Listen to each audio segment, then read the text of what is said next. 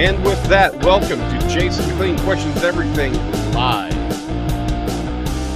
We're going to be talking about super soldiers, both modern and historic. And then one of the questions we got to ask is, Dogman one of them? But we're not going to leave it just there, because there's a lot to talk about when you talk about super soldiers.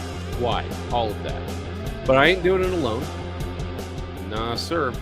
I've got Bigfoot Michigan Rob, Donnie Cho, and our own super soldier, the tech troll, Randy. Random. That's official tick checker now. Is that what you are now? Sure. Depends on who it is I'm checking. On that note, so Rob, because this is an auspicious day for this show, because this is the first live show on the new channel, the new questions, Jason McLean Questions Everything channel. We got the first two episodes up. We're doing some pre-records, me and Donnie, and of course we'll have Rob on some, and we'll bring everybody in for particular questions. First two are live. This is the first live broadcast on the channel now. Outstanding. So definitely go like, follow, subscribe. The link to the channel is below. Y'all got to go follow us over there. This week, Donnie and I were going to be talking about my pterosaur encounter and the new Cleopatra Netflix video. When we say we question everything, we question everything. Well, I got some. Mm-hmm. Yes, Donnie. We know. Cat got your tongue there, Donnie. Yep. The digital cat got his digital tongue. Mm-hmm. But that or is it AI? Or is it AI? really Donnie, or is it AI? I missed my cue. I'm sorry. It's okay. Well, the real question, though, I mean, honestly, when we talk about the Dogman stuff, we're going to kind of keep it a little on the DL, considering what's happened in the past on this particular conversation. Yeah. Rob and I, there's a few things we may have to keep a little quiet. But before we start perusing the history of super soldiering, Rob, would you be so kind as to let the good people who may be listening on KPNL or Odyssey, or maybe this is their first time on the channel? Absolutely. What other shows? Absolutely. Well, Jason just mentioned that, of course, the Jason McLean Questions Everything, I'm going out of order, is on Wednesdays, 9 o'clock in the East. Now, you can find Jason streaming live on his channel, but of course, we're streaming on Texas Show, my show, Brunch, or not, BMR and Tex. Maybe subject to change in the future. No major changes. This is all slow going forward. But Mondays is Texas Front Porch, 9 o'clock in the East. Tuesdays is Van Buren Variety, 8 o'clock in the East. Beyond BMR, 9 o'clock in the East on Tuesday. Jason also does something on 10 in the East on Tuesdays. Mysterious Library on Untold Radio AM. Check out Jason on Tuesday nights. Wednesdays, of course, Jason McLean Questions Everything, 9 in the East. Thursdays, Brunch with Bigfoot Michigan Rob, 1 o'clock in the East. Thursday night, The Blondes, The Booze, the Paranormal Podcast, found here at 9 o'clock in the East and on the Blondes and Booze podcast channel. Fridays, a little more woo with The Booze. Friday nights, 9, The Blondes, The Booze, the Paranormal Podcast. Saturday, Texas Drop 4 or 5 now. Infamous Minds with Danielle Diva. True Crime, Murder, Infamous Minds. Check them out Saturdays 3 in the East. And again, like, share, subscribe. Turn on the alert bells. You can find us all over YouTube and wherever podcasts are found. Exactly. And I'm glad because Beacon was worried about your tinfoil hat there, Randy. Yeah, that's why I grabbed it. And I saw it. I was like, all right, let me just go ahead and get it in right now. But it's not looking good over the top of that. So we'll wait a little bit later. And we'll put it on the actual right way. So there you go. Real quick, Deacon has seen Odd Creatures of the Night. Don't want to assume what they are, but definitely was a strange entity. Are you sure it wasn't Randy, out of morbid curiosity? That's all I'm saying. Maybe not. Depends on where you were. Yeah, ain't no lie. So this conversation's actually has a sort of an interesting genesis with us because so Donnie and I were talking offline a while back, and Rob was here. We've had it basically confirmed, or not confirmed. Let me rephrase it this way. it has been mentioned, and people have talked about this for years, that the military has designed dogmen, right? That Yes. maybe these are separate from, naturally existing dogmen, whatever that would mean, right? But that there is and we've had, I can't remember what he said on air, but someone we've had on the channel has sort of confirmed that when he was downrange, he had people who worked for the CIA confirm that they had, artificially created dogmen, right? That was part of the conversation. Mhm. I got a question. Yes. Who taught you the phrase downrange? Randy, I'm just saying. Did I ever say that? I don't remember ever saying that. No, you've never said that. That's the first time I heard it in about 10 years, so that's why I was asking. We'll keep it to ourselves, shall we? Oh, no, it's fine. I just who taught you that? Because I don't remember saying it. I know other people, Randy. I mean, geez. Well, okay, but none is like me though. Well, none like you, Randy. And so Donnie and I were talking about that, and Donnie had a great question. Donnie, could you present the conundrum? Okay. So I was thinking about the possibility of Dogman being utilized by the military, bred and maintained and utilized by the military. When we were talking about the Giant of Kandahar episode, Jessica was on. She had remote viewed some stuff, and one of the things that she had brought up was the idea of the military breeding and creating and operating dogmen. And I started thinking, okay, hypothetically, okay, let's assume that the U.S. Army is in control or is using dogman for their purposes. And I started wondering, what would be the reason? Because when I start to think about it tactically, let's say dogman, okay, when they say dogman is as a super soldier, what a lot of people, the image they get in their minds is that dogman is being used to off people, to take people out, right? Mm-hmm. But then I started thinking, okay, so if the military is going to drop a monster on someone, then clearly I'm going to assume that they don't care about the rules of engagement, nor do they care about collateral damage if they're just going to straight up drop a dogman on someone, right? So then I got to thinking, then what would be why don't you just drone strike them then? Right? If your goal was to take someone out, how do you know a dogman would be more effective at doing that than like a SEAL Team 6? A group of trained soldiers who follow protocol, follow the rules of engagement, who are disciplined, skilled in multiple things, and trained in multiple different weapon systems. How is having a dogman more effective than that? And this is why I wanted. Why would you? Yeah. This is why we wanted to bring Randy on, because my point was this, right? You're assuming that they have like some, maybe it's genetically engineered, maybe it's bred, whatever, dogman. Again, perhaps separate from the dogman that's been seen and all that. But you're just sort of assuming they've got them on a chain, and they're like, and they're staying in front of some cave, and they just unleash him, and they're like, sick him, and he's just and mauling him. But what about the possibility, right, that it's whatever the military's using as their dogmen, we'll put that in quotation marks, right? Maybe it's not necessarily that they've got some werewolf on a chain, in so much as something that's been enhanced with some of those abilities. And this is why we wanted to bring Randy on from a military perspective. Imagine, again, having soldiers that have the training and the discipline and the weaponry, but then also have the senses and the agility and on and on and on. It wouldn't necessarily just be about just releasing, Fido into a cave. It would be having either a soldier in a group or multiple soldiers in a group that had heightened senses, stronger, faster, more endurance. Again, just a super soldier. Yeah. And I think before we let Randy indulge us with his wisdom, I'm gonna think. I was thinking that was so funny. I was thinking, yes, 1,000,000 dog cages. We let out these creatures into the war, into battle.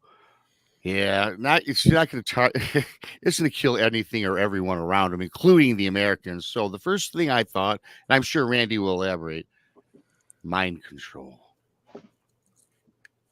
There we Now are it's sitting time. in a Now it's time laboratory. for the We're sitting in a aluminum foil hat. laboratory controlling them, much like we would control a rocket. Okay, it's coming out early. Hang on. That's what I'm saying. I told you. Yeah. Lord have mercy. Randy. There it is. Oh, my brainwaves are back where they need to be. Okay, got it. There we go. You're no longer being zapped by the Darrows. Is that what I'm hearing? Pretty much. Okay. Excellent. Randall. Oh, would you like me to elaborate now? Yes. I lean to where Donnie was talking about. Dang it. SEAL Team 6, trained professionals, Army Rangers, Navy SEALs, even Air Force Special Operations. Mm-hmm. These guys are trained to do the stuff that they're speaking about. Oh, we just take these. If they were going to just take a bunch of dogmen and turn them loose on somebody, something would be somewhere and somebody would have seen something by now. Okay. I look at something like that, even if it were quote unquote done or possible or something like that. Mm-hmm. I look at that like biological weapons. Okay. That's when you take biological weapons like ricin or smallpox or some sort of anthrax on a bug and you send it in. Guess what? You don't have any control of where it's going. You don't have any control of where it's just disseminated to. You may be getting your own people as much as you're getting anybody else. Mm-hmm. So if I'm going to sit there and turn loose a dog man onto a bunch of people, who say he's not going to turn around and turn on me? Well, I mean, clearly our guys would have rolled up newspaper and a couple of squirt guns, spray it in the nose, Can Alpo. rub his nose in the doo doo when he craps on the ground in the wrong spot. I mean, bad come on, dog man, bad. I mean, don't get me wrong. I'm not saying that this is not. I'm not saying it's too far fetched. I'm really not. I'm just saying it makes absolutely no sense for what you can physically see right now. Mm-hmm. You know what I'm saying? Because if they're wanting to put that kind of level of super soldier or whatever out there, now a Captain American style super soldier would be far easier and far less conspicuous than a dogman. Okay, and that's and I think that's kind of my thought on the matter is we hear the word dogman, right, and so like I said, I think whatever this is definitely separate from. Whatever is not being the dog seen. man you're thinking about out in the wild. You're thinking about right, exactly. And so, what if we're talking more about super soldiers? Not just they're not releasing the Tasmanian devil into some cave trying to hope. It is literally just humans who have maybe been enhanced either through breeding or genetic modification. You're thinking about something instead of the Steve Rogers, Captain America thing. You're thinking along the lines of Universal Soldier. You know what I mean? Yeah. Something like that, where they don't have any memories of family or anything like that. They're bred and they're brought up to go out and obey orders. Period. Yeah, that's it. Exactly. If you get the SEAL Team 6 training, but then you have something maybe again, and this is Brian Coles, Harold has a great point here. Expendable, right? Dogman is expendable. He gets killed. You don't have to, it's just boom. You just release them you release them. But again, my point is if these are things that are bred, maybe they're not, again, some 6 foot tall werewolf looking thing. They look human. Maybe they've been genetically enhanced, right? Yeah. They have the sight and the smell and the ear and the hearing, right. But they're no different looking than us. Right. And if they are different, it's not different enough. They're just isolated enough that they don't necessarily cause, suspicion. So they have the abilities. So you have a super soldier program essentially hiding in plain sight. Well, then you're still talking about, the Nazis tried to do that with the Aryan race, back in World War II. They tried to do it. It failed Mhm. miserably because we do not have that level of genetic manipulation available to us. You know, what you're saying too, Randy. I was reading something up on that, and I never came across this before. Where like back during Nazi Germany, they were taking humans and making super soldiers out of humans, and they were trying to enhance these human soldiers, Mhm. right, genetically through where they could actually eat grass, Mhm. literally as their protein, and they would they would regurgitate the grass and leave piles of regurgitation all across the battlefields, which actually could be reconsumed as protein, which Mhm. was quite that's quite a wild concept and quite disgusting. Oh, the Nazis did a lot of insane things they were trying to rebreed. Honestly, the Nephilim, that's the position I'm coming from, right? Oh, well, thank you, Jason P. We appreciate that. Thank you, Oh, sir. hey, thank you, Jason. Thank We you, Jason. appreciate I that. was wondering if the Mhm. Dogman, like when one scenario I ran, okay, I could kind of see Mhm. Dogman being used for scouting. If it's like Yeah. a densely forested area where like spy satellites and drones couldn't penetrate and see into through the foliage at their targets, Mm-hmm. then maybe I could see it, sending in a Dogman in a heavily wooded or jungle environment to track people down. I could kind of see that, given, assuming that they have that sense of smell. Mm-hmm. Um, I was also thinking about Dogman being used to sniff out like IEDs, like those, soldiers in Iraq when they're going Mm-hmm. on convoys and they have like those explosive devices in the road, and then like like one of those vehicles shows up and a Dogman comes out in like a little helmet and a flak jacket, and he Mm-hmm. runs up. He's like, "Oh, there's an IED right there," and he kind of runs around, and then he goes back into his little truck and then drives off. Yeah.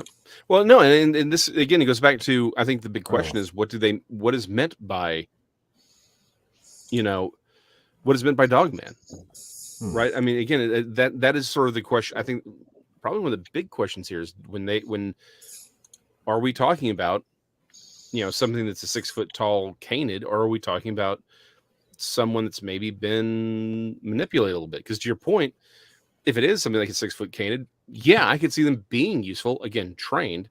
I'm going to get a couple of y'all's comments in here real quick because they're actually really good, and which surprises me when it comes to text. Because he points out it's all about generating terror, right? Imagine you had a 6 foot Dogman running through, again, working from your original position of some 6 foot canid running, and howling, like that would just generate all kinds of terror. But also the idea that I like Brian's point, plausible deniability. It's an animal attack, not necessarily a drone strike. Maybe it keeps everyone from realizing that they've been discovered, because it's like, oh, you a drone strike, you've been drone struck. You got droned. But if it's, Understood.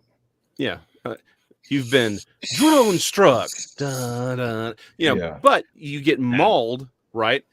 It's like, okay, well, the dude was just mauled by an animal. But again, I do like the idea of plausible deniability, or of just straight up terror is also a valid point. But I think, to Rob's point here, if actually someone, I think it was, who was it? Yeah, Titan said, is it really all that far fetched to think that they've harvested Cinephali DNA and are incorporating it with soldiers? Again, we know whatever's public is 20 to 30 years behind what is really happening from a technological perspective, right? I mean, that's just what it is. Whatever's Randy, the F-22 is 1980s technology. You and I both know that. And we're talking about the technology, and that's why there's the F-35 now, not the F-22. Even though the F-22 is still a more maneuverable and well-versed fighter aircraft than what the F-35 is. Such a thing as too much technology can get in the way. So here's the other thing that you talk about with that. You talk about technology versus genetics. They have, I don't think they were anywhere close to having that kind of strides in genetic manipulation as of yet. That you're aware of. That I'm aware of. Now, If they were able to do that, we're talking about Nobel Prizes all over the place. Because scientists, they love to have their face in the paper. They do, unless it gets them locked up, because this is this is the kind of stuff that gets you locked up pretty fast and gets a lot of people looking at you sideways, particularly if the scientists who sort of helped develop this aren't we're not initially, how shall we say, on the side of the Allies. I mean, Operation Paperclip, we brought a lot of people over. In fact, we're going to be doing episodes on comparing some Oppenheimer stuff. So oh absolutely we are. But also looking at the flying wings that were flown here by Nazi test pilots after the war, and comparing them with what the early flying saucers that were seen. Like, I agree. I'm sorry, straight up, they're the same thing. Yeah. A lot of this stuff, we our government did some really shady stuff. What do you mean did? It's still doing it. It's still doing it. Don't get me wrong on that. I'm not saying that. I'm just talking about I'm just talking about in general. You can do all of the manipulations you want, because like I said, the Nazis tried it and it failed miserably. They could say, oh, well, this got through or that got through. Do you know what kind of monstrosities and stuff would come out of the stuff that they were trying to make happen? Oh, I know what they were trying to make happen. Yeah. Well, but it's been 80 years. Let's go. If we're going back to this time period, do you think was Nazi Germany really taking humans? Do you think, and they were just trying all sorts of things? Yes. With all sorts of animals, creatures, DNA splicing, genetic manipulation. That's what they were doing at the gulags at the concentration camps with the Jews. Yeah, they were prime candidates and prime specimens for them to experiment on. And they were the eugenics program to rebreed the perfect Aryan, which is they were just creating Nephilim. That's all they were trying to do. Now, again, think about it though. If those breeding programs in the really the 40s, it wouldn't have been in time for World War II anyway. But you get those scientists over, you get what they're doing, and then we start playing with it. Yeah, that's all I'm saying. Is it's been 80 years. Maybe that's why we're starting to see it now.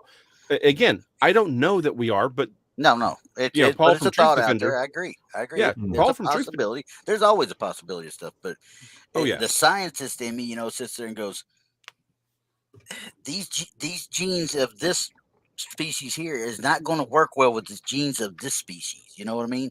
Maybe over the course of many generations, like Charles Darwin says in the adaptive,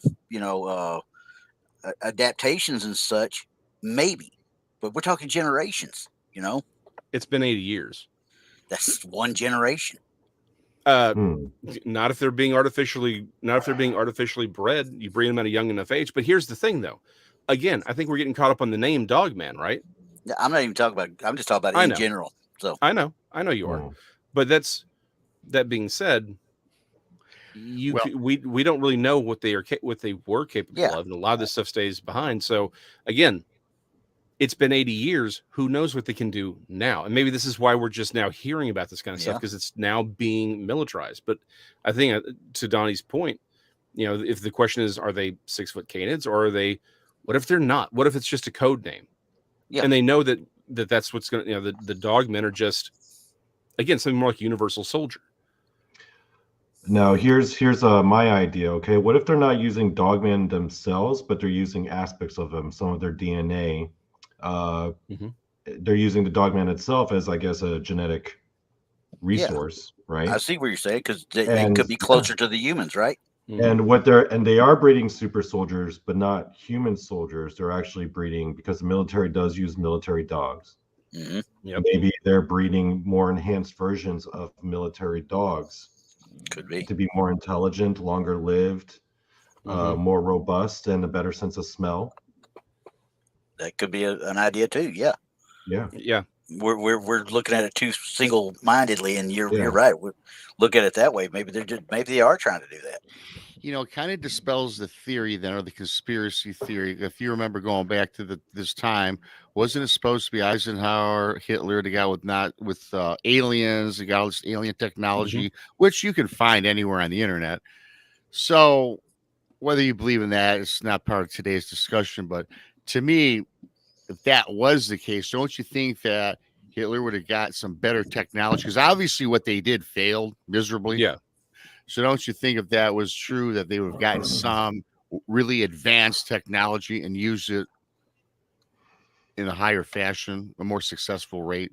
Because that really crashed for them, for the Nazis. It didn't really, other than murdering millions of people or thousands. Yeah. Well, yeah, no, it was in the millions. But so that's an interesting question. But let me, like you said, it is a little off topic. But let me say it this way: if they weren't handed technology, if they were given the ideas, like they weren't just like, here is your cloninator, right?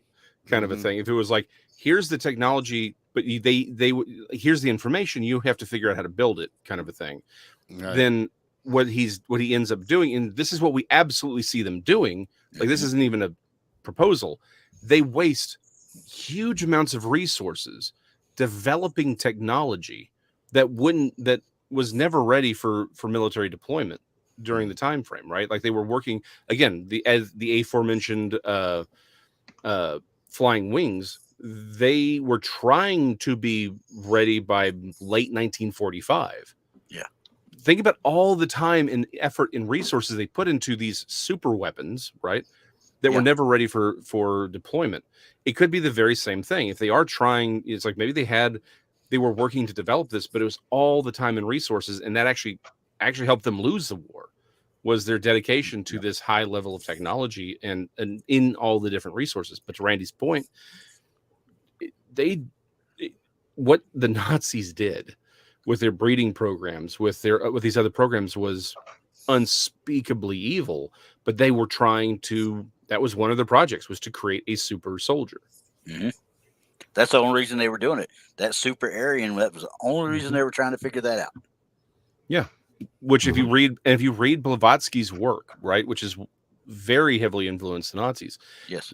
It is clear they were trying to recreate the Nephilim. That is what they were trying to do. They just called them the Aryans. Yep. Real quick, and I think this is I've seen a bunch of them over there. I was looking at it. Yeah, by the way, Crystal J would like you to move a little over to the right because she's losing the signal on the TV. Fox viewing positions. Mm-hmm. Exactly. But did I lose it? I had a comment. Here it is. Because Danny, we were actually talking about this before the show. We wanted to talk about this. Yes, the Nazis they were trying to breed things. Yeah, but they also created methamphetamine to create. That was the cheap and easy way of creating a super soldier, was meth. Yeah, get them strung out and let them just fight until they couldn't, like berserker potion. Yeah. Maybe meth heads are dollar store dogmen. Ooh, I like that. They're the bargain bin dogmen. Yeah. Well, okay. Hold on. Donnie may have actually hit on something here. Really interesting. Because I've thought about this in the past, right? I mean, it's been a while, and him saying that just got the neurons firing.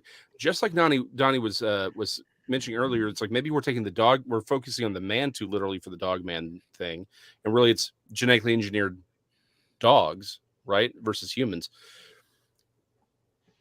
What if, again, methamphetamine, all that, but what if it's, again, not a breeding program or a genetic manipulation? What if it's, again, drugs that are designed to awaken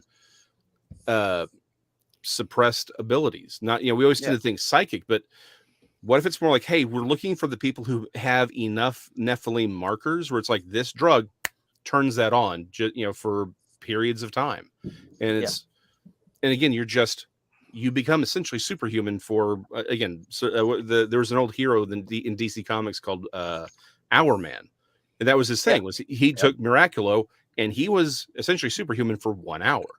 Yep. It's what if that's more like what we're talking about here? What if these dogmen are simply humans that they're like, hey, we found your genetic profile, we figured out how to turn these things on. Here's your pill, right? And so it's, again, like, or maybe it's just super meth, right? They figured out how to make super meth. It's not even that there's anything genetic. It's just like, here, you're going to fly for a couple hours, but you're essentially, again, wired for sound. Yeah. Faster, stronger, smarter. Everything's amped up. Mm-hmm. And then you go into the field. Yeah, that was what like we were discussing earlier, and Glenn brought up. Yeah, the name of that was Pervitin, when they combine amphetamine and methamphetamine Mhm. together.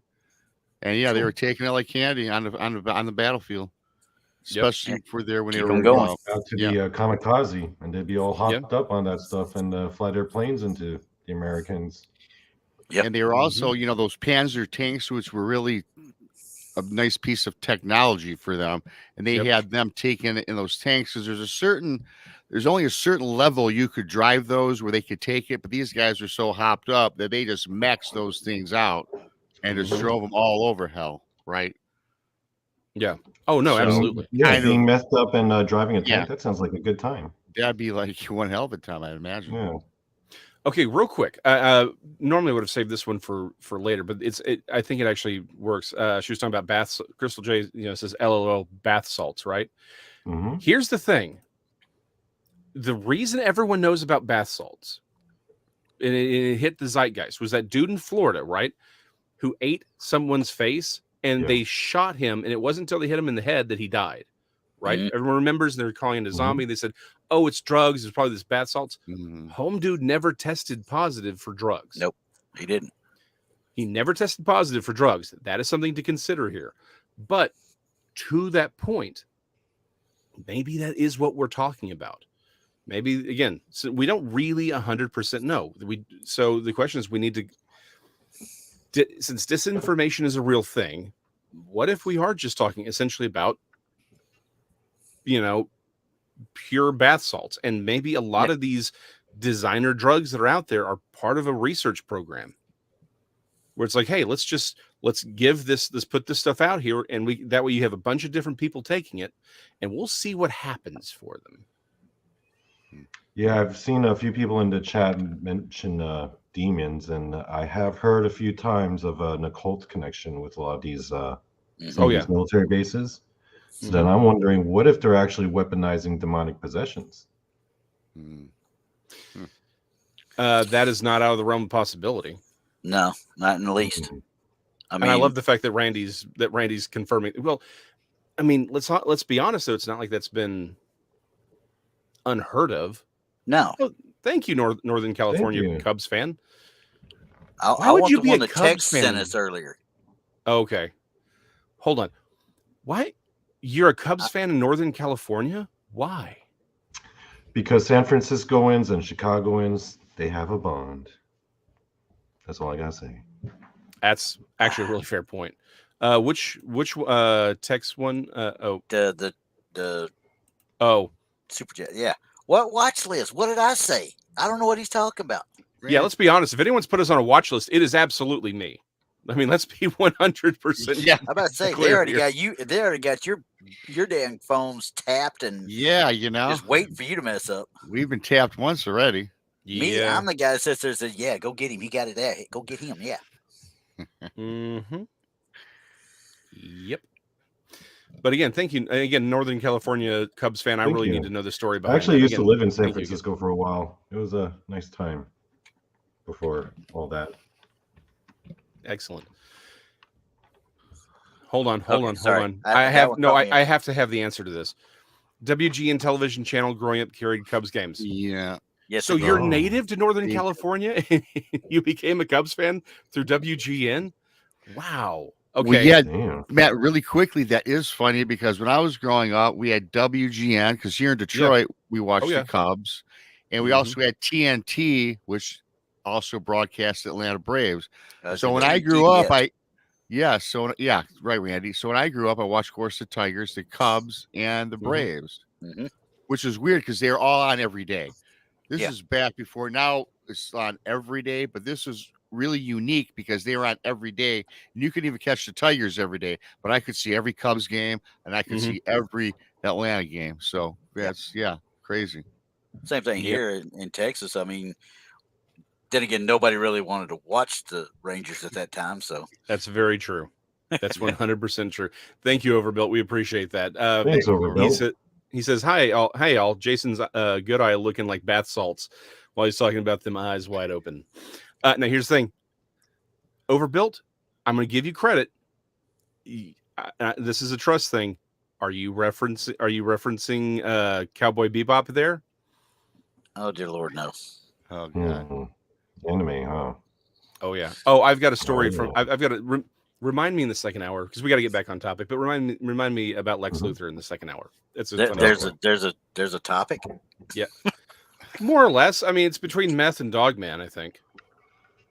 I think we stick with the meth. Just make sure you share. Have you heard many stories or accounts or rumors of Bigfoot being utilized by the military as well? I've heard a couple times of like militarized Bigfoot. Heard the stories of it, but once again, Hmm. it's not substantiated. It's not substantiated at all, obviously. But Yeah. there's rumors. There's always been rumors about it. Like Mhm. the government knows about Bigfoot. The government makes people stay away from certain spots that they know where Bigfoot's at, so forth, so on, and it's Yeah, it, Yeah. I think it'd be fair to say that every Mhm. cryptid, whether they exist or not, has been subject to it, right? So yeah, Except for exactly. except for Loch Ness, because Loch Ness ain't no narc. That's all I'm saying. Now they Fuck, yeah. strapped a daggum camera to that sucker and sent it after submarines. Don't even try.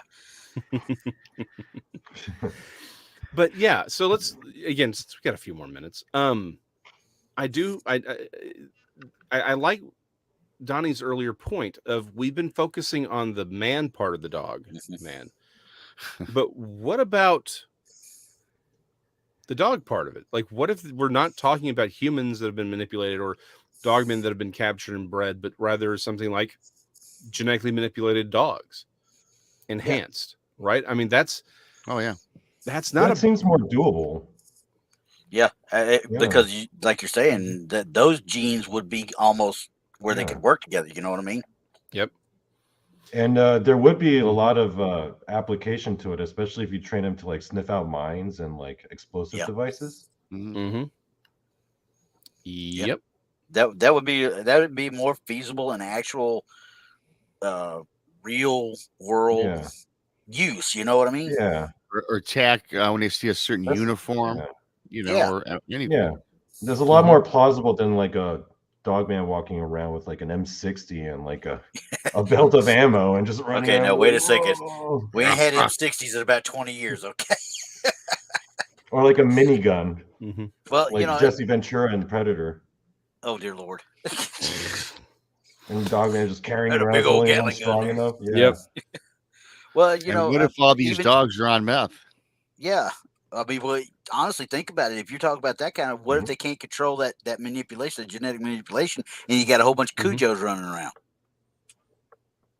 Now Yeah. you just got that sucker Weird. wants to turn. He'll be loyal to the person he's with, but he may not be loyal to that soldier's right next to him. Yeah. Hmm. It's tough to say. Mm-hmm. But there's but history though is full of super soldiers. Again, it's not just the Nazis that tried this with their breeding and their experiments and their meth. It's the idea of the super soldiers been with us for a long time, right? Donnie actually was looking into. Could you give us a little history on these fine gentlemen? Okay, so this was a regiment known as the Potsdam Giants. They were around from 1675 to about 1807 when they were finally wiped out by Napoleon. And they were a regiment of the Prussian army. Frederick the Great was the founder of the Prussian Empire, and they were a regiment under him while he was serving in the military. At the time, they were just known for being just a group of particularly tall men until after Frederick the Great died, his son Frederick Wilhelm I took control of the kingdom, took the crown, and this guy became obsessed, absolutely obsessed with this regiment. And they were like his personal playthings. And what he would do is he made a requirement where the minimum height to get in was 6'2", which back then was pretty like That was uncommonly huge. tall. Yeah. Apparently, the tallest member of the group was this Irish guy. I think his name was James Kirkland, who got up to about 7'1". He was like the tallest guy, but a lot of these guys were like 6'6", some were like 6'10". They were, and the king himself, Frederick Wilhelm, he was like this short, sickly guy. He was Mhm. only like 5'3", and he was it got to the point where emissaries and diplomats, when they wanted to give him gifts, they would bring him like tall people to add to his regiment. Sometimes he would actually go into other countries and have people kidnapped.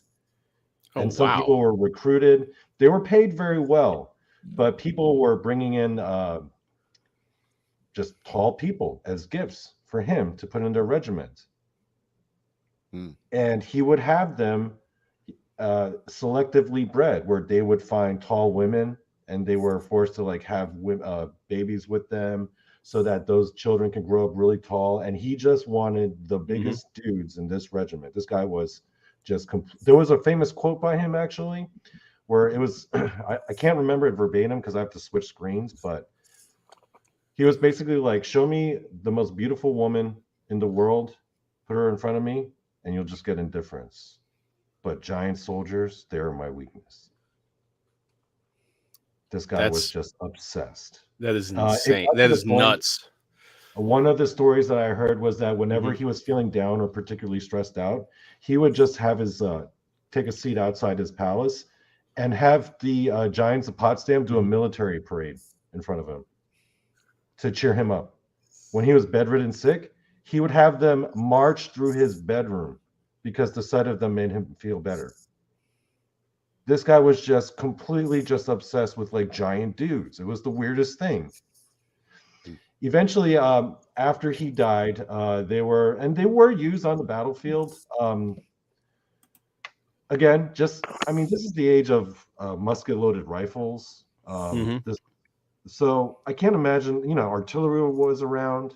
I can't imagine them being particularly useful. Some people have argued that their height allowed them to load the muzzles more effectively, because you would have to load it from in the muzzle and stand it up. So because they were taller, it was just a lot easier for them to load it. Yeah, that makes sense. Some people postulated that, but I think Frederick Wilhelm I was just obsessed with giant dudes. And then so many HR inappropriate jokes in my head right now. After he died, they were eventually deployed against Napoleon's armies, and they were pretty much wiped out because they were giant targets. Yeah, and it was between that and they just weren't good fighters. They're slow, lethargic, not nimble. Now the interesting part is Charles Darwin, because Darwin was around at this time as well, and when he was writing, he actually wrote that the only instance that he knew of selective breeding in humans was actually referencing directly the Giants of Potsdam.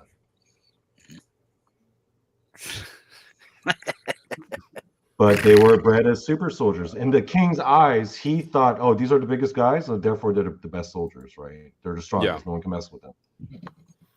Yeah, I mean, that's exactly what they were doing. That was an attempt at a super soldier, right? It, not as extreme as what the Nazis did, but that's what it was. That's clearly what he was going for. Yeah. Again, more than 100 years, actually, nearly 200 years. Yeah, no, these things don't necessarily 27 years, yeah. These things don't necessarily work out. I mean, historically speaking, even the Spartans probably will take up a larger section than what we have time for here, but we can definitely get it started, right? I mean, everyone thinks about the Spartans, but they were practicing eugenicists with their military. I mean, if you didn't pass muster, you were left out as an infant to die. And then you were trained. And so essentially, now this is where, and again, this is a much part of, we'll definitely have to get more into this in the second hour, but you get to that point where you have essentially everyone who survived to have kids are the most skilled, the fastest, and probably even the luckiest of your soldiers, right? Those are the ones who tend to survive. So that's what they were trying to do, was create a super soldier. Yeah. I mean, that was their ideology. Whole society was based around it. That was like all they were focused on, much to their detriment, actually. We'll talk more about the Spartans in the second hour, but their whole society was geared towards designing the super soldier through breeding, through training at a very young age, through the entire cultural and educational system. Even the women were selected for breeding purposes and were also highly trained and developed. and were also some of the most educated women in all of Greece. But again, the whole purpose behind it was social engineering to design the super soldier. And if you look more into their history, we do see a lot of these admirable stories like the famous 300 at Thermopylae. But if you look into their history after that, I could go There's into a that. lot that the Spartans yeah. did. Yeah, Oh, they were yeah. ultimately a failed experiment, and a lot of the reasons why their society collapsed as hard as it did was because they were obsessed with super soldiers. Yeah. Well, I mean, and again, we've got a few minutes, but it's the same story with the Nazis, right? Again, like we just mentioned, they spent all of this time and resources on this ideology of having this bigger, better thing, right? And they spend all these resources on this ideology, and it ultimately is what leads to their destruction. It's the same thing with the Spartans. You get so caught up in this idea that you spend all your time and resources. And again, there's a big chunk here that we're sort of missing, Yeah. that we're going to have to talk about in the second hour. But it's that same philosophy, right? You spend all this time and effort and energy, and then you don't get the return back that you want. In fact, what it does is actually destabilizes what makes societies work by and large. Again, to a point, this goes back to sort of that question that we had is when we talk about militarized dogmen, right? What the point of the first hour has been essentially, what if it doesn't mean what we think it means? What if these aren't necessarily, dogmen that have been, caught and bred and whatever? What if it is something more along the lines of genetically engineered dogs, or even humans, or even drugs? Again, something that's super meth or whatever, something that's more about testing maxing out humans and their natural abilities versus anything as sort of over the top as, hey, there's a 6-foot bipedal canid with an M60 over there. What's up with that? They've already even postulated that in other movies. Limitless, for one of them. Yeah. The one drug, and just watch him go ding, and away he goes. Yeah. And didn't they even have that one movie too? Was talking about super soldiers, dogmen wearing, sporting machine guns. Was that a movie as well? Well, there's the Dog Soldiers, but that was about a British fighting werewolf. So, yeah. I mean, I am certain someone somewhere has made a movie. I know there was a short. It was an animated short. I think it was on Love, Death, and Robots. It was one of the shorts where they had these werewolves that were militarized. But I'm certain somebody out there has done a movie or a television show where they've given a full-blown werewolf a machine gun. It has to exist somewhere. I'm sure. It's almost like Rule 34 for the internet, right? Yeah, exactly. I'm just thankful that nobody taught Bigfoot how to operate a shotgun. That would be terrifying. Bigfoot with a shotgun. Yeah, Bigfoot with any kind of weapon. Yeah. Hell, he could probably carry around a 50 caliber in both arms, right, Randy? Yeah. Well, maybe not that big.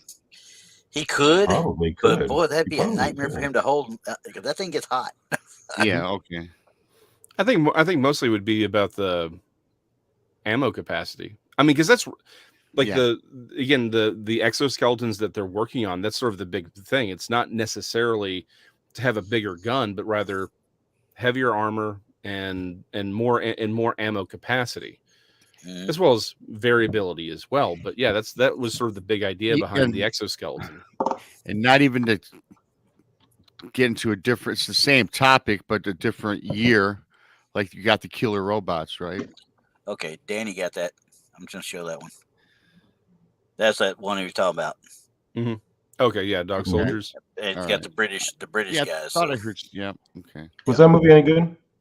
Yeah, it's okay. Oh. It really didn't tear it down too much, but it was okay for what it was. Is it something you want to go see again? Nah. I feel you. Hold on. We need to make Walking Tall 2, but with a Bigfoot. Well, I don't think The Rock's going to sign back on for that one again. Yeah. And we don't have Joe Don Baker no more, so I don't think it's going to work out. No, sadly not. Real quick, let's run through a couple of y'all's comments real quick. Titan 70 said, were David's mighty men of Gibberim enhanced? Could they have been considered super soldiers? That is a great question. No one has necessarily put forward any evidence of that to the case, right? But it's entirely possible. You can't, again, the lack of information only means we have a lack of information. So it's entirely possible. Would you consider Samson a super soldier? Not in the way that we mean it, no. I see He your did jack point. up a whole bunch of right. I mean, he was. Philistines? Yeah, I mean, he was essentially a super soldier, but it was, again, his strength and power was supernatural. It wasn't anything that a military or a king had created. So you're right. He was a super soldier, right? He just wasn't the kind that we're referring to. Actually, there's a great comment here. There's a couple that I want to have. I'll talk about on the other side of the hour, because these are some really great questions. So we're going to take our 5-minute break real quick, and when we get back, we have. You all know the second hour is where things go off the walls. So we're going to get back to the Spartans and why their love, right, of their super soldiering essentially is what destroyed their society. But then we're going to get into y'all's questions and y'all's comments, because honestly, these are some of the best that I've seen. I mean, y'all are the best audience on the internet, and this is exactly why. So we're going to be back in 5 minutes. So, what they say, smoke them if you got them.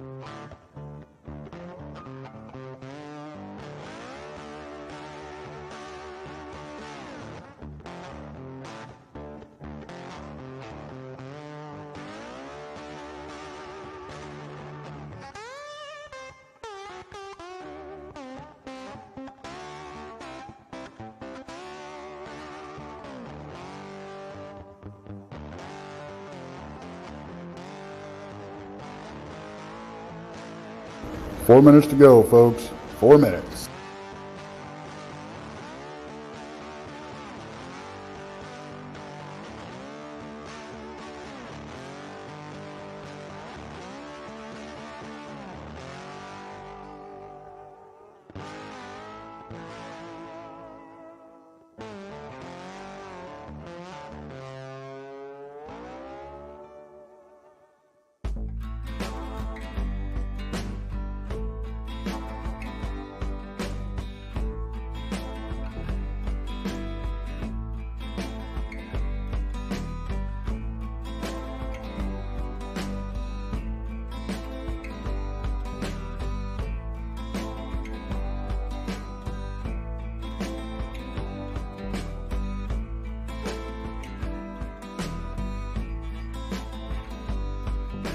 Three minutes. We're almost there.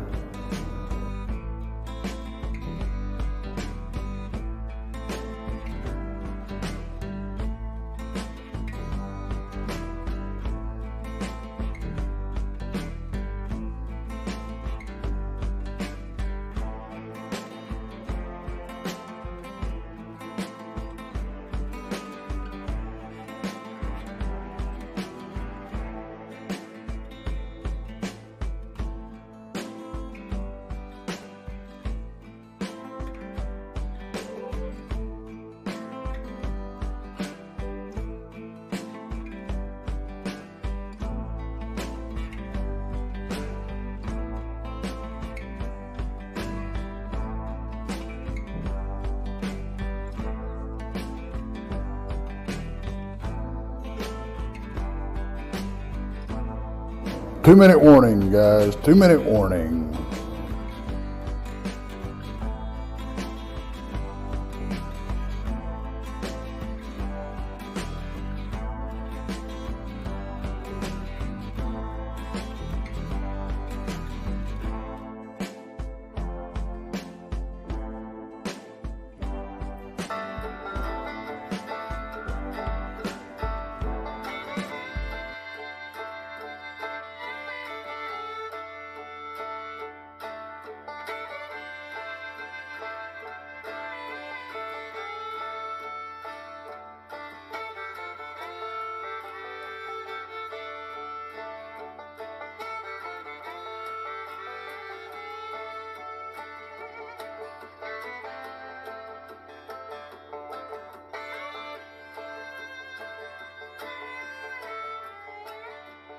1 minute.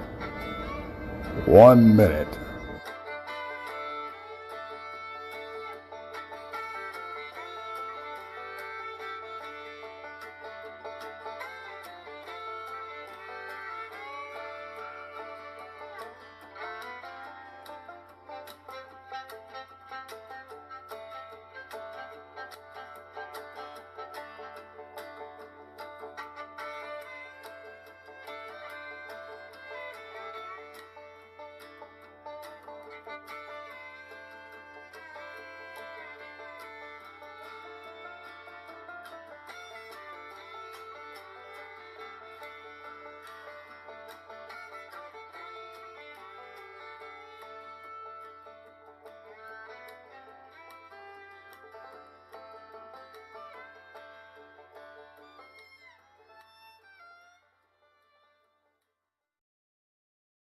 And welcome to the second hour of Jason McLean Questions Everything Live.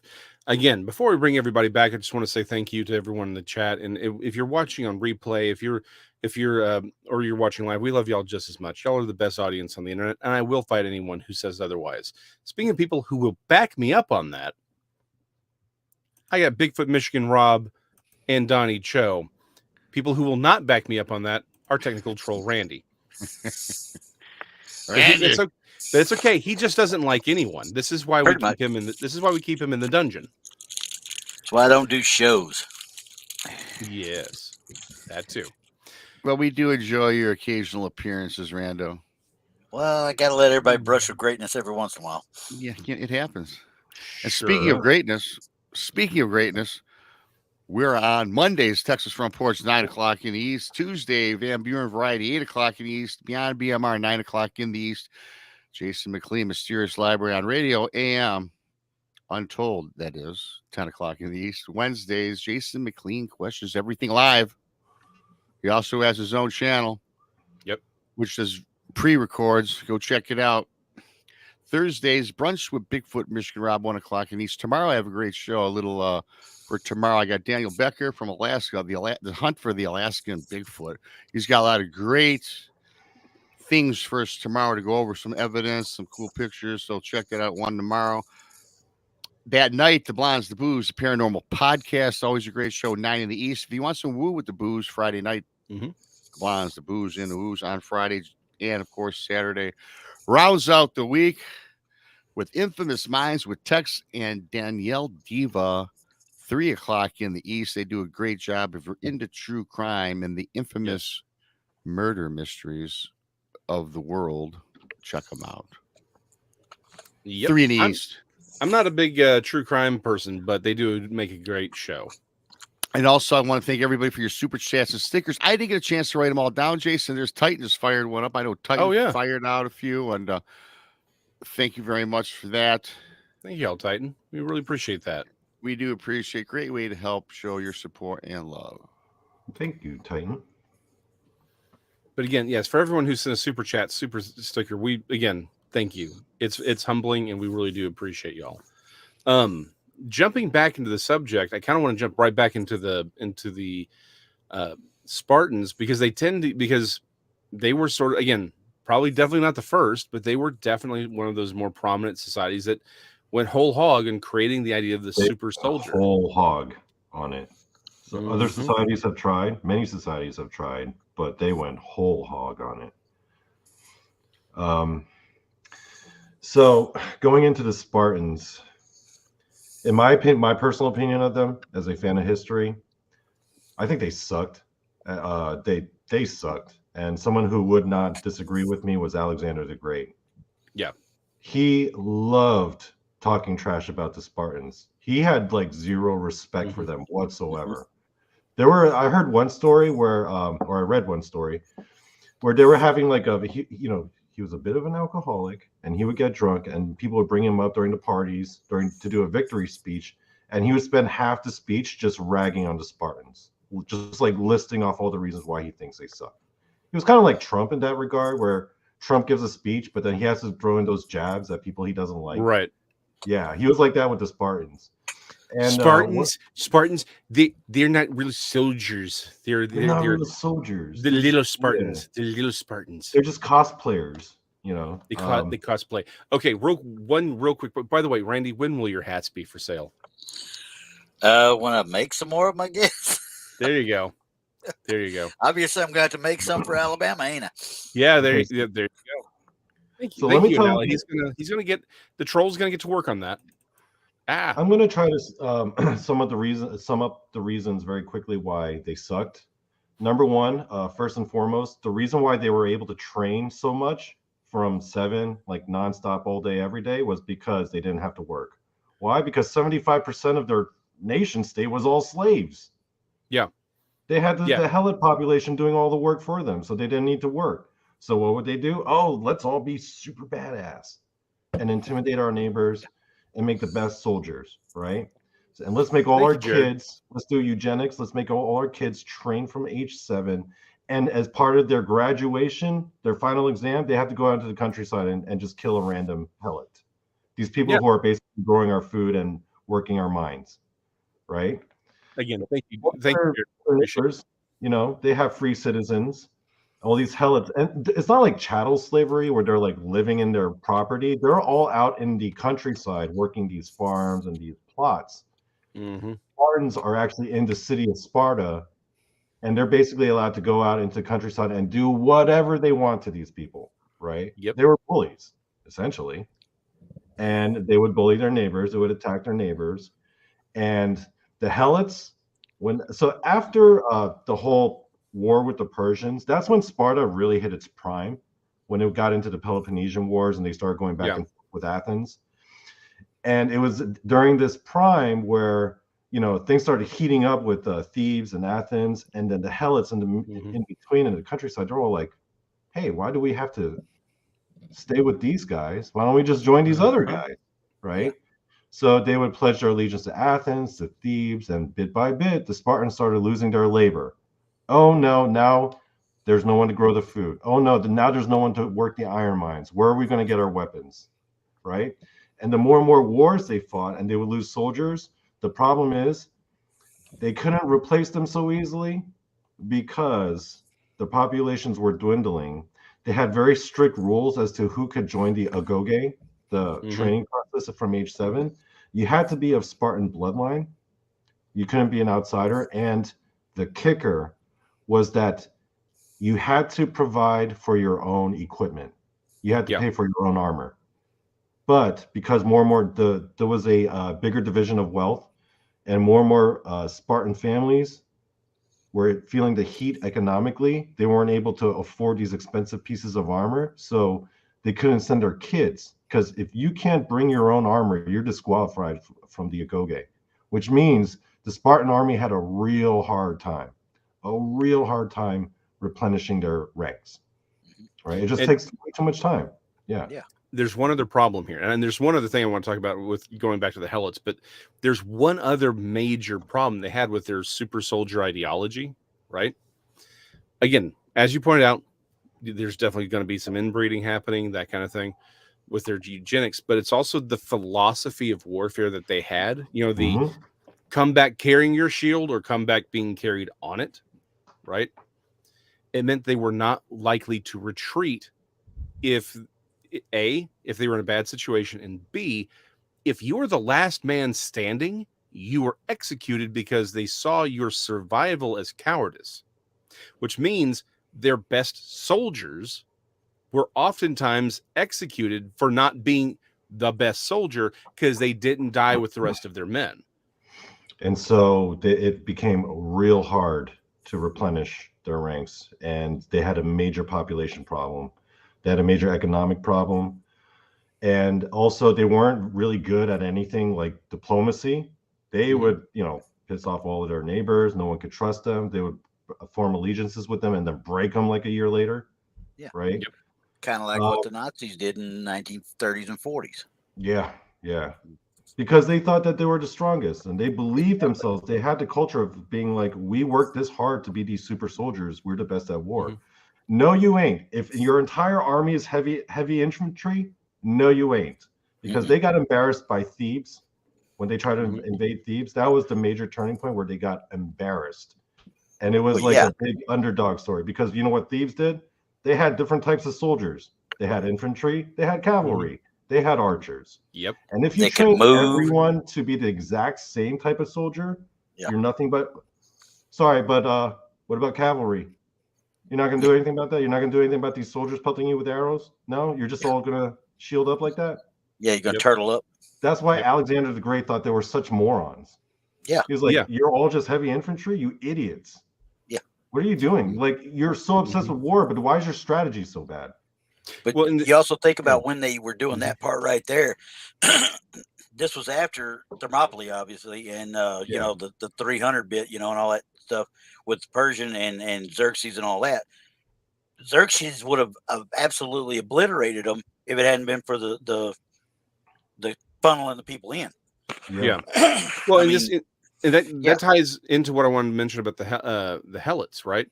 Yeah. We always talk about the 300, but those 300 brought their slaves with them. They weren't. It wasn't Exactly. just 300 Spartans. It was 300 Spartans and 3,000 Helots they used as cannon fodder.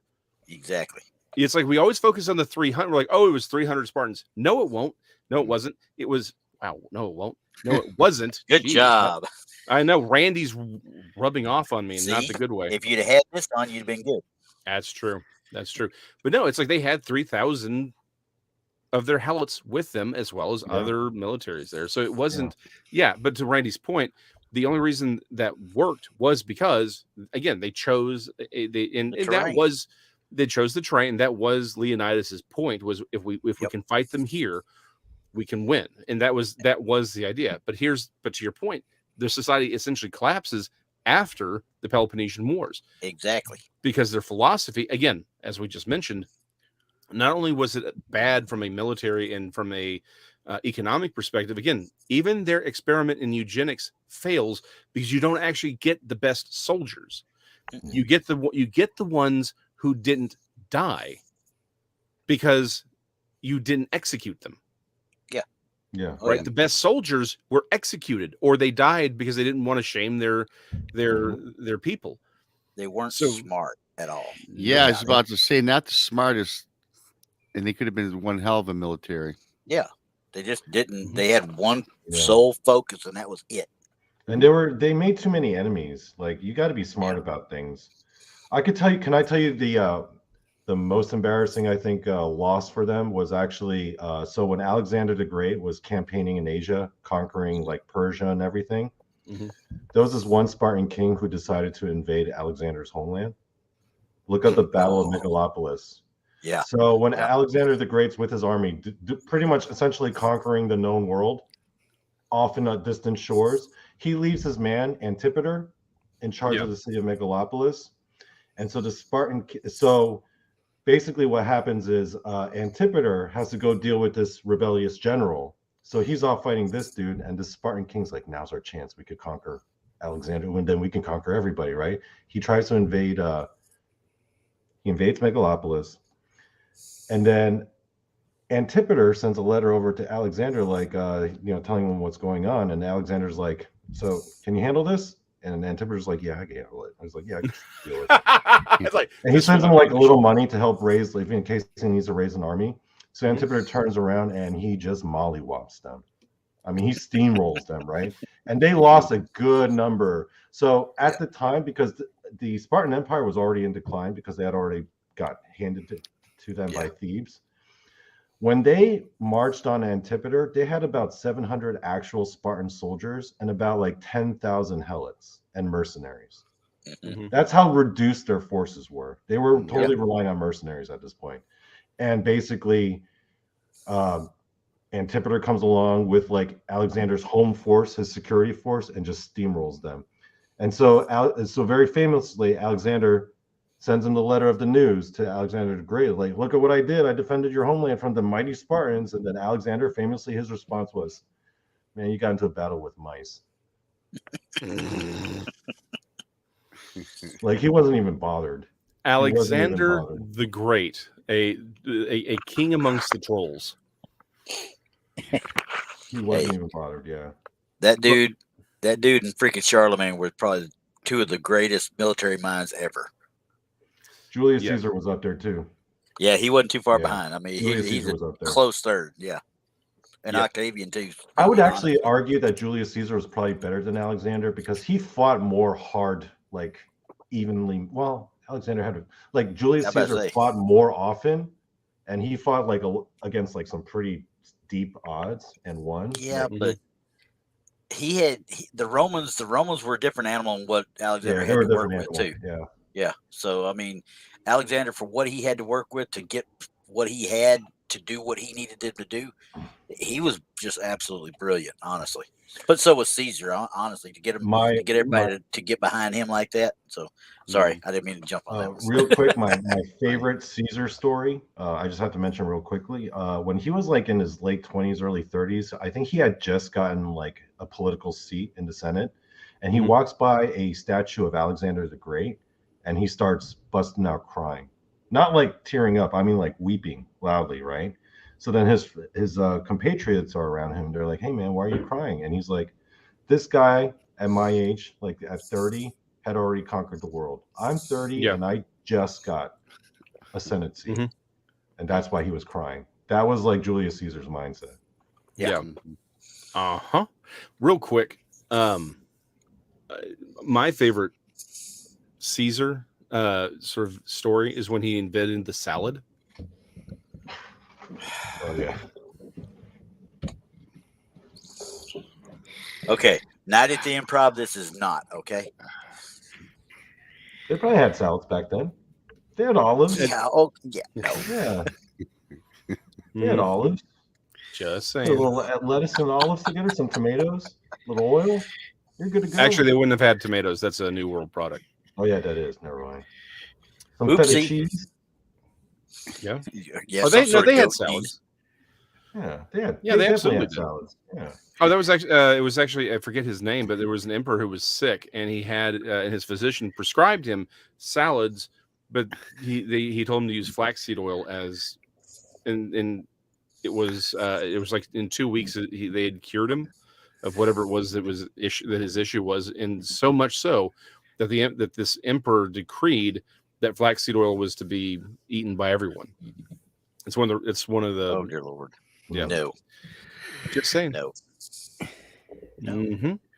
Real quick, and I think this is a great point about really all of our super soldier stories, right?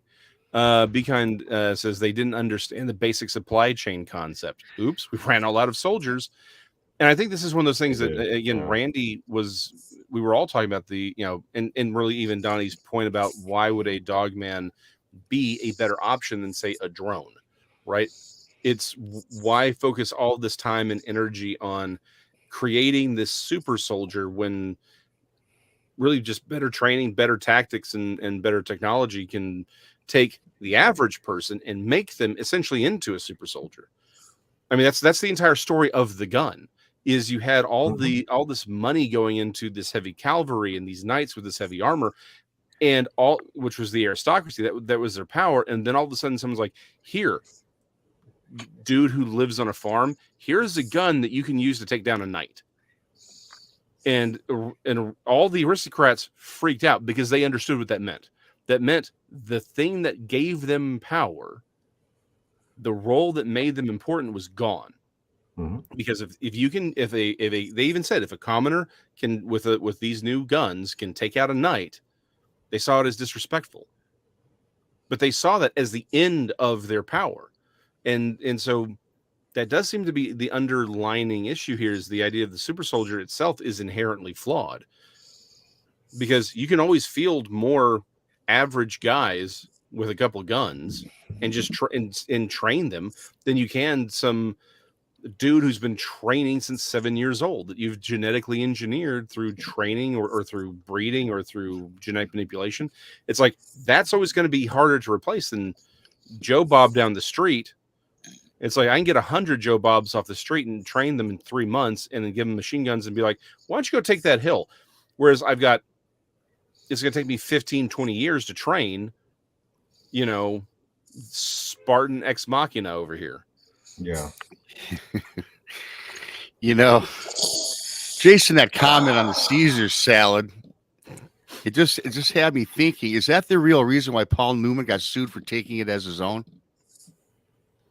I don't know. I think that that Caesar's copyright on that would have expired. Right, you know. But you never know. Julius's estate could probably have been like, no, we've sued to keep it in. To keep that. Donnie, can you control these guys at all, please? Okay, I'll throw something in there. Do you know where the word Caesar comes from? Actually, it means It's leader, cut. isn't it? It means What? cut. Cut. Yeah, because the original story, you know how like George Washington had that weird story of him chopping down the cherry tree, right? Yeah. And then like Abraham Lincoln apparently wrestled bears or whatever. So 7 years ago, wham! So Caesar's story was that he was actually down, cut Smokey. from his mother's womb. He was like the first C-section. And that's where the word Caesar comes from. The other meaning behind it, the double entendre meaning behind his name, because it was like a nickname given to him originally. Yeah. It was like to imply that he was cut from a different cloth, right? Okay. Yeah. So that's where we get the word scissors comes. Scissors. That's where we get cesarean. Oh, so it's a derivation of Caesar. Okay, gotcha. Interesting. Did not. I'm know glad that. he knows Latin. I don't. Not really. I like be kind. Yeah. Now other comment. Yeah. No, we're. Oh no. No, we're not. No, No, we're not. No, we're not. We're not. No, we're not. We're not. Let's hit some of y'all's comments. By the way, because I do have a story I need to tell you. This is as good a time as any. I was.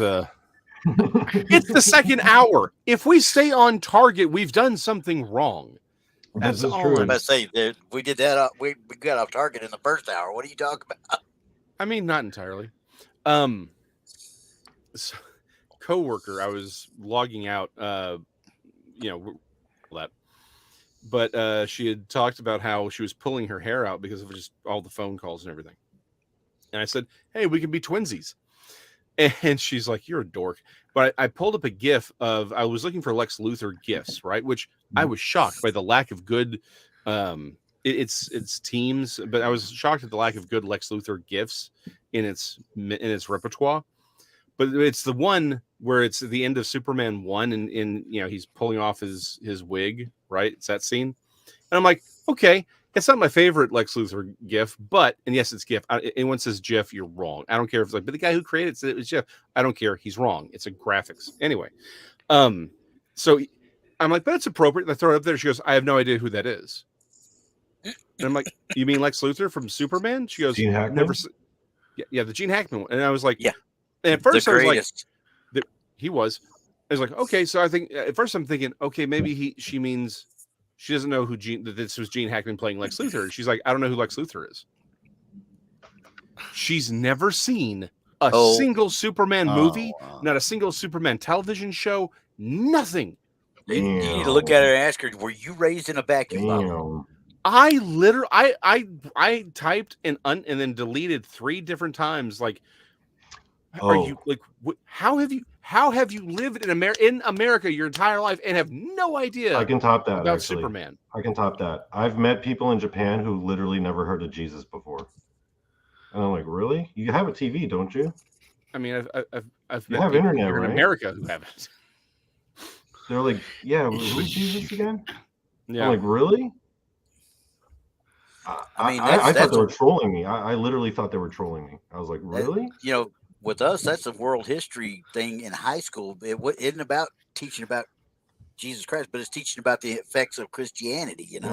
It's a basic world geography, world history subject, the same as studying or parts of the Quran and how Muhammad affected certain spots, and stuff like that. Yep. Okay, it's studying history. You got to study history, but if you don't know. But no Lex Luthor, how can you even say That's that? what I'm saying. Wow. Here's the thing. It's not like she's like in our people anymore. It's not that she's like 18 or her early 20s or something. This woman's in her mid to late 30s. Damn. That's what I'm saying. Like, not a single Superman movie. You have no idea who Lex Luthor is. How is that even physically possible? I mean, she watched TV during Smallville. She would have known that. Mm. That's what I'm saying. How has she just blank slate? By the way, in there my are people opinion, on this channel, Danny, who don't know have never heard of toilet paper. I'm not going to say who it could be at all. I mean, certainly not someone that I'm going to point to right now, but yes, I mean, Danny, there are people on this channel for whom that particular statement can be true. I have wife with a hell of a lot less. Okay. Now, I may have a very unpopular opinion here, but I believe that Henry Cavill is a better Superman, but Christopher Reeve is a better Clark Kent. I'm a George Reeve guy because that's just that's fair. That's my favorite. Okay. He's the first. Henry Cavill looks like how Superman is supposed to look. Yeah, like the way he's drawn in the comics, you're just like, that's Henry Cavill. There he is, right there. That six pack and the muscles ripping and that's stuff. how he's supposed to look. Yeah, I agree. And to me, he's one of the better ones by a long shot. Yeah. Poor old Brandon Routh, that poor guy never got a chance. So, dude, Brandon Routh was a great Superman. He really was. He just, again, his movie was sacrificed. When they brought him back on the Crisis on Infinite Earths thing on TV, brought him back as the Kingdom Come Superman, and he was also Ray, the Atom. Yeah. So you were like, hey, Ray meet Ray? No, wait. Yeah, I like that one. It's like, Ray, you got jacked. Yeah, no, he was a great. Honestly, though, the best Superman, period, hands down. Have you ever seen All-Star Superman? No. The cartoon? Yeah, I have. Okay. It's based on the comic. It is the best Superman you will ever see, period, end of story. It just is. That is who Superman is. Not a real guy. We're talking about real guys now. Be quiet over there. Shush. Anyway, I don't need this negativity. Oh, that's harsh, Jason. That's harsh. It's okay. Hold on. Guess what? Speaking of cartoons, where'd he go? So apparently, Overbuilt does not know about Cowboy Bebop. You should go watch the anime. Do not watch the real the live action. Don't do it. Just watch the anime. It's one season. You're fine. But he does ask about Samurai Pizza Cats. Yes, I have seen Samurai Pizza Cats. I am that old. And I'm not going to mention what I thought about it. Actually, here's the thing. It's actually pretty good. I just haven't seen it in like 30 plus years now. Well, why don't we just go ahead and watch Dadgum Squidbillies then, all right? Anyway, so apparently you can find the entire show at DBS Super YouTube channel. So there you go. So if you're interested in Samurai Pizza Cats, there you can. I was getting ready to flip you off there. You shouldn't have pulled me up like that. I was to Danny Statton's comment. He's saying that Superman is Christopher Reeve. I was watching this thing very recently on YouTube about how they say Christopher Reeve in the role for Superman was the first actor to actually get swole. Right, he was, because he was super skinny when they casted him at first, or when he first auditioned. Yeah, he's like, oh, well, I got to get swole, and he packed on a lot of pounds. Yeah, he worked out like a banshee too, just tore stuff up. Yes, you know who trained him? Who? David Prowse. Really? Oh, yeah, I did hear that. Darth Vader. Yeah, Darth Vader trained Superman. There you go. Wow. Yeah. Anyway, getting back to y'all's questions and comments here. Raven Creek says, I love the show, but I would stay for the tunes. Meaning that David Prowse was also in Clockwork Orange. Ooh, if you remember the scene he was in. That's a messed up damn movie. Yeah. You know what? Did you guys ever see The Witcher on Netflix? Oh yeah, I watched it all. Yeah, I read the books. When you're talking about Henry Cavill, I'm disappointed he's not coming back. Me too. In that role. Me too. Yeah. Did you see the prequels for it too? No. Mm-hmm. They did that that little prequel thing for it. It was actually pretty good. I enjoyed it. Now Donnie's going to get into that. Harold Denton said, good subject discussion tonight. Did Hitler not have a werewolf breeding program? People have made the claim, but again, nothing that can be substantiated. He did like German Shepherds, though. Yeah, he did. Yeah, yes, he did. Maybe a little too much. Moving on. Was the island of Dr. Moreau semi-prophetic? Stalin mated humans and apes to try to create super soldiers. They didn't have gene splicing to that extent. Clone dogmen wouldn't be far off.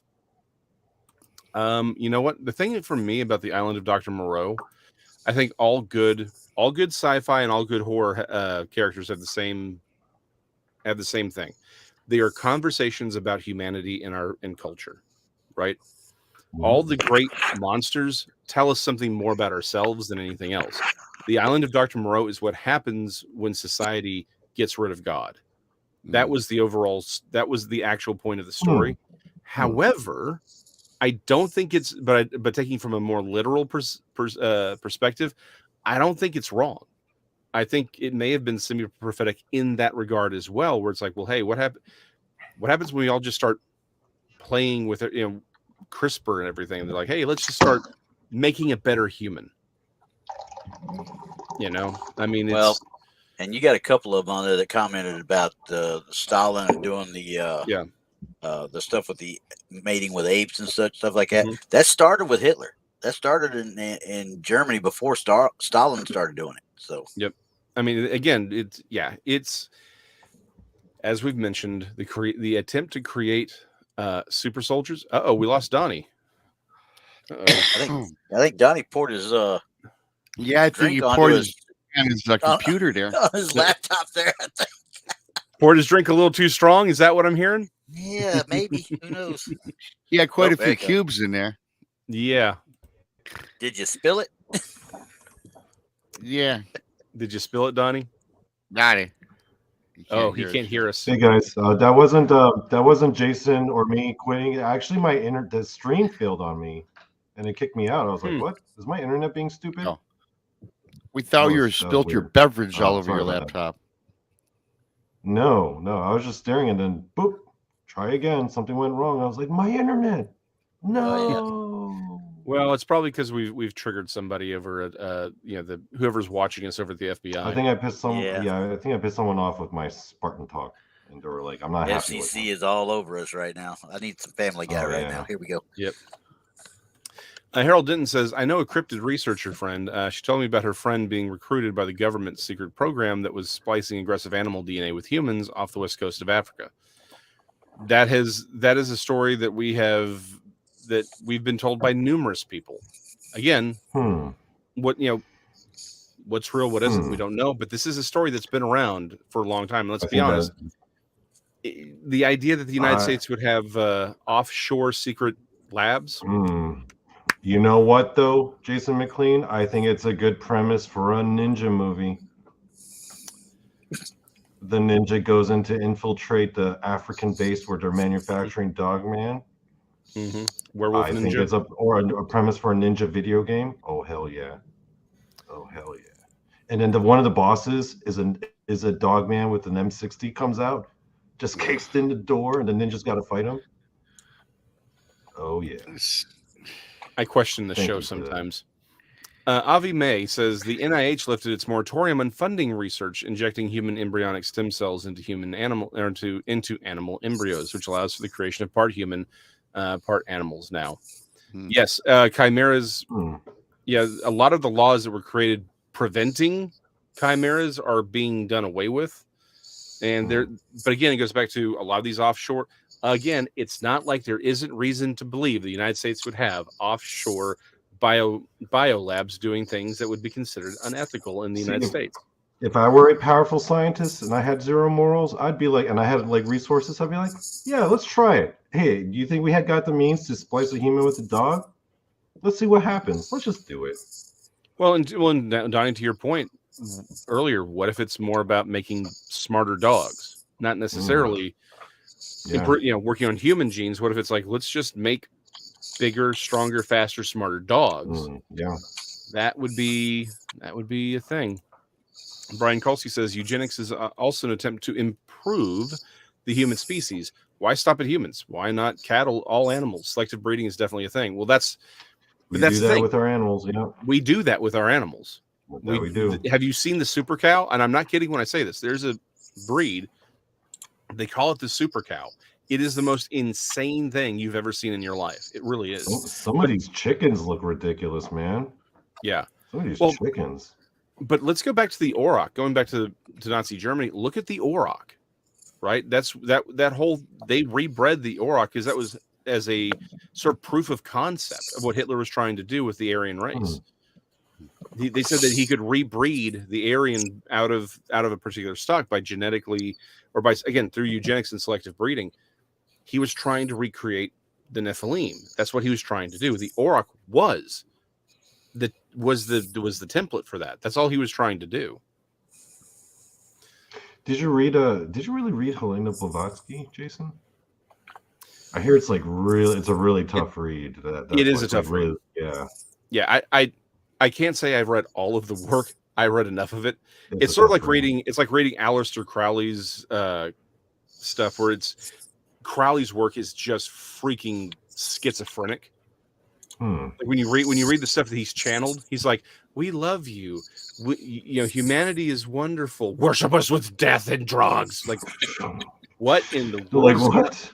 Oh yeah. Oh dude. Like yeah. Read his first. Can I at least write you Can I at least draw you a picture first? Damn, we gotta go all the way up to elevated, all the way up to sex and drugs. Yeah, it's death and drugs too. Like, dude, it's again, it's schizophrenic. Blavatsky is a hard read, but again, how about $20 instead? Can I at least worship you with just like a $20 bill in an envelope? That's not enough. Not for them. Titan said, Jason, again, your theory on the Tomb of Gilgamesh and splicing. So this has come up a couple times. We talked about this with Jessica Jones, right? With the Giant of Kandahar.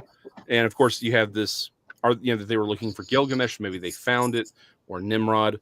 But that, I think it's, it's clear that the government, or not even the government, that highly placed individuals have been trying to obtain Nephilim DNA, probably to re-engineer their own Nephilim, maybe to reverse engineer it, maybe to extract it, figure out how to make a super soldier. That seems to be the method, what they were doing with the whole Giant of Kandahar thing, because they were, according to Jessica's remote viewing of the situation, that first team that was killed was actually there to capture or kill one of the giants, and they just got ambushed. And then the second team was sent in to get them, but they knew that they were there. Yeah, I definitely prefer that idea that they weren't there by accident. They were after them. Mm-hmm. Crystal J says, "Can you imagine dogmen with weapons? It would be like Thundercats in reverse." Thunder dogs. Hey Jason, do you remember the meme I did about the dogmen in the military? Yes. So Randy, I don't know if you are on Facebook. So I did this meme once about like dogman in the military, and it was and I did a thing where it was like dogman working the cafeteria mess hall serving food to all the soldiers, and dogman's just like, I got bread for this. Mm-hmm. Or like Dogman, so he's actually like the best drone pilot, and all you see is like Dogman piloting drones. They're like, why'd you bring a Dogman then? They're just like, they're so good at drones. It's funny, and I got that shared on the screen there, Jason. We're talking about that island off the coast of Africa. I mean, this island right here is one that never gets talked about. But people, it's not classified either, but nobody knows about it. And we spent 50 years out there doing stuff. Do you want me to pop it up? Yeah, go ahead. I mean, it's not classified or anything like that. That's Johnston Island. That's where we started. That's where Agent Orange was stored for God knows how many years. That's where the old Titan rockets used to go from. That's about 800 miles southwest of Hawaii. Wow. Oh, wow. It's in the middle of nowhere. Yeah. And that's where all the chemical munitions got demilled. A lot of chemical munitions got demilled out there as well. Damn. The only reason I know about it because I was out there for a year. 800 miles? Damn, Yeah, that's a long way. That's And so Hawaii is the closest land. Is that the to it, airstrip? right? Yep, that's the airstrip right down the middle. And there's a barracks on the south side. Oh, there's no more. That's all. It's all been raised down to taken down to you could hide whatever there. Wow. Now, if you look, we'll bring this up. This right here, this where my cursor's at right there. Yeah. That's the only building other than bunkers that's left on there. Oh wow. So And because so with the Ra- Chemical Weapons Convention Treaty, they have to take everything that they can down to bare slabs. So so So is Randy, that you were there for how restricted? long? what's Sorry. that? I'm sorry. You were there for how long? A year. Wow. Whoa. We had So I 1,100 imagine- people crammed on that island. I imagine that's restricted now. You couldn't get on it from boat, could you? You can with the they have teams that go out there every so often to do check because they had what they call yellow crazy ants because that entire atoll out there is an official bird sanctuary as well, and they had yellow crazy ants at one point that were taking over the island somehow. Oh, okay. Mhm. So they had people out there going. They were called task or cast teams. Crazy ant strike teams is what they were called. I kid you not. These were biologists. These were That's hilarious. U.S. biologists, fish and game biologists going out there Man. trying to figure out how to kill off these ants without Jeez. killing the birds too. Right, which would be a Damn. problem. So, So anyway, what was it like there for a year, Randy? I gotta ask. I'm dying of curiosity now. you know, like I I bet it's said, probably cool. we had a plant that did all the burning of the munitions, obviously, and stuff, Yeah.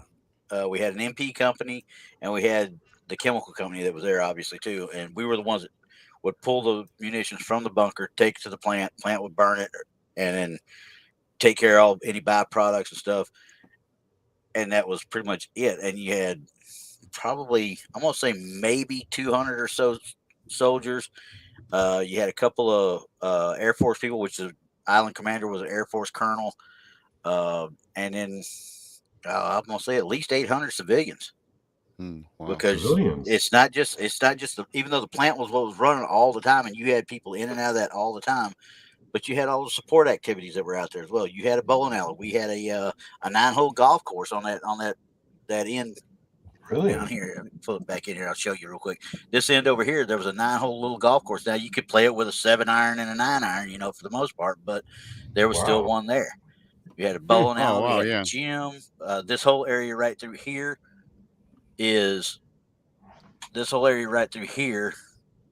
was all dredged. So because of the coral out here's a coral reef out here that broke Right. the actual surf. So the lagoon here was just like riding in a lake for the most part. Oh, wow. Pretty So sweet. Wow. and that's where all the barges would come in right there. This was the actual wharf where they come into. There's a lot of good fishing. This down here, this was called the shark chute. That's where we dumped all the food from the mess hall. And trust me, those fish knew when that thing was backing up because they could hear it and they come a running. Oh, damn. Wow. It's That's nothing funny. it's nothing like watching it when they dump in there and all them fish coming up. And we're talking about tuna, the size of a house. It seemed like they were coming up through there too. Damn. That's where I learned all my scuba diving and stuff and everything. So Huh. it was a fun tour, and it was a great tour, but you had to had the mental capacity to handle that, being 800 miles away from everything. Everything. I got off of the island for leave, and I got to go to primary leadership development course in Hawaii for 30 days. Other than that, I was there the entire 12 months. What would people do mostly to pass the time or for like leisure or like when they Drink. were, because a lot of drinking, right? I was Drink. about to say there had to be a PX on that place. Yeah, there was a BX there. There was we had several bars. I mean, there was locals. I mean, that's where I got in so good with a lot of the Polynesians. We had Samoans there. We had Fijians there. We had Hawaiians there. That spot where I was talking about on the dock with the fishing and stuff, we used to catch what we call rainbow runners, which is essentially a large rainbow trout for the most part. And we'd catch those things and bring them in. And one of the old locals, we call them locals. He was from Hawaii. He would come out there and he brought out his barrel of sashimi sauce. And he literally cleaned that sucker, dipping it in sashimi, and we're eating it on the actual Wow. Damn. dock. Wow. And it was good. I mean, I never thought I'd eat raw fish, but that was good. Yeah, I was going to ask you, Randy. It looks like that was like even man-made because is that on the outer ridges? Is that all cement? Yeah, all that. No, it's all coral. It's all dredged up coral. Well, I mean the white parts where it's like almost like right, on the south. I guess the south side, the top. Like down on the bottom side. I mean, I see that. Yeah, that's just sticking out into the reef. Yeah, That's all this is it. cement in This there, is all. right? It's still all drugged up. There Okay. are concrete walls there as well, Yeah. Okay. So it but looks like yeah. everything was built up. I'll see if I can find another uh, picture of That's earlier pretty on, cool. because see, this is it. Oh wow. This is 1958. See the difference in the size? Yeah. So Mhm. basically, they just built a thing on top of the coral. Yeah. They literally started doing that, and now that's the same Huh. same what you call it, the airstrip, but it's not as long. Wow. So yeah, they Interesting. did that over the course of however long they did it, you know. Yeah, that's But real that right interesting. there I was didn't know that right island there is just from a existed. few years back. So Wow. Very cool. I Wow. like That is cool. Well, today's the day where we're learning all kinds of things. Well, like I That's said, pretty and that's why you fascinating. said that about the island. There's Mhm. islands out there that the government has had and been running, and not many people know about, even though Right. it's not really classified.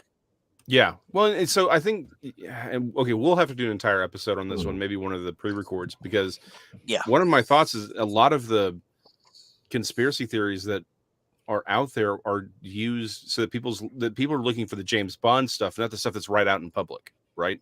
Yeah. Mhm. Again, to Donnie's point, maybe again the whole Dogman thing, we get caught up in that name and not what is it really saying. Maybe it's not about these 6-foot canids. Maybe it's about a dog that's been enhanced, or maybe it's a person who has been drugged, right? Is using some sort of experimental drug or weaponry. I did have one, or someone did one comment, and then we discovered something about Rob's history today. Oh yeah. But Speaking before we of mention animal that, men, yeah, Sasquatch Girl CA asked, sorry, allergies are killing me. Said, tell us more about eugenics and super cows. I'm curious. Well, here's what I mean by super cow, because I saw people talking about 5 legs. What? No. This is what I'm talking about. Oh yeah. Oh, jeez, oh, Pete. Yeah, this is again, Yeah. this is selective breeding, and this is when people talk about there are no chickens with 6 legs and no beaks, right? But Is there that real? are. I thought they made those for real, Randy. And just Jason, I thought we No. manufactured those. Colonel Sanders. No, they're just chickens, but they are. But the chicken today, again, if you were to compare the average chicken 100 years ago with the chickens we have today, they would look like that. It would be, in comparison, you'd be looking at this super cow. Our chickens are massive compared to what they Can you were find 100 a years picture ago. of one of our chickens, just to show people if they are not aware of what our chickens look like? I mean, there's a You lot got of some different types jacked up of. looking chickens. That's So- all I gotta say. There's a lot of different chickens. So out there. that's a myth then when I heard that chickens 20 Yeah. years ago were grown without beaks and feet. Yeah, No. that's not a. Yeah, That's not a yeah. thing. No, they're But their body dimensions are pretty nuts. yeah. Yeah. Yep. They are absolutely massive. Since we've got 6 minutes left, Randy, can you tell us what we discovered about Rob just before the show? This is one of the Okay. coolest things I've ever found out about Rob. Rob made a mention about a certain coach and teacher he had in school, and about how he was a professional wrestler. And immediately my old wrestling brain went, oh, well, I know exactly who probably it is, because he's from Michigan, and he taught, and he would only wrestle for the then WWF only during times when he wasn't teaching school and he wasn't coaching football. Mm-hmm. That's why he was pretty much a part-timer, but he was one of the most vicious part-timers ever. Yeah. And we're talking about the late, great George the Animal Steele. Yes, there he is.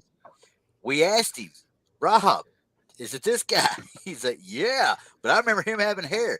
Only And I hair was like, I ever remember. holy. Only hair I ever remember was all the hair right there. The fact that he was just a Sasquatch. Oh yeah, and he had that blue tongue. Remember? Yeah, I forgot about the green blue tongue. tongue. Yeah. Yep. Yeah, And he George would like Steele. whip people. Mr. Fuji managed him for years, and he was a bad guy for a long time. Yeah, he was. Wasn't He was no a villain. technical wrestling to it. He could really technically wrestle. He was actually that good at it. But it was all about the show. I mean, and the dude was absolutely hilarious to watch. He scared little kids. He really was did. always in character too. He was Always. always in character, and he went deep on that character. I mean, he was like he would portray himself as like not even intelligent enough to speak, and he would just Yep. like bite into the turnbuckle and just rip it apart. You'd see all Yep. the styrofoam flying out and everything. That one right there. Yeah, Yeah, and you He know would it's just funny. eat the turnbuckle. You're just like, this guy's like a Out there. caveman. Yeah. And you know what's really funny about how this conversation started. We were talking about this before the show, and before they even mentioned George Steele, I was just talking about my high school. He was a football coach, wrestling coach. He was my government teacher. His name was George Quigley. I mean, he didn't go by Steele. And I always remembered he had like he looked like Frankenstein, right? Because he had like flat black hair. Now I'm thinking back, it was probably a wig. So as I'm describing this guy, he asked me my teacher's name. I think it was George. And then, but I do remember how this even started is because it was rumored through high school that Mr. Quigley was actually a pro wrestler, and that kind of the cat was let out of the bag. That's And so cool. and it was I'm like, holy cow, I know a celebrity, you know. So, Yeah, Rob, can I because- ask you, how was he as a civics teacher? You remember him as a teacher for civics? Oh yeah, he was a great teacher. Yeah, he was good. I mean, I remember he was one of my favorite classes. Plus, he was kind of funny too. Well, he'd clearly have to have a sense of humor. He did have a sense of humor. Yeah, Danny he's a good Stanton teacher. said, I worked for the National Wrestling Alliance from 1978 till 1987, and later for WCW for 2 years. Nice. What? Nice. Danny, what did you do with them? Yeah, Tell us, what what was your position with them? Yeah. That's the WCW, baby. He worked for WCW? Well, 78 to 90 to 87, though, was still NWA, probably either Crockett Promotions or Georgia Championship, one of the two.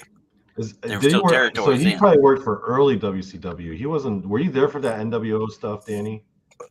No, he's talking In the about world? 78 to 87. The NWO didn't happen until 96. No, when he was talking about WCW for 2 years. Yeah. Yeah, so I'm like, yo, did you work for?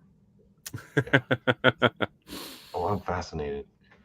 Oh, yeah, we Danny, could do a whole show on you nothing do. but this kind of stuff. So We could do an entire podcast series on pro wrestling, you and I, Randy. Oh, yeah. I think. Yeah. yeah. Hold on. Sold because I know- pictures. There we go. Okay, we're running out of time. So, Danny, Jim Crockett Promotions got it.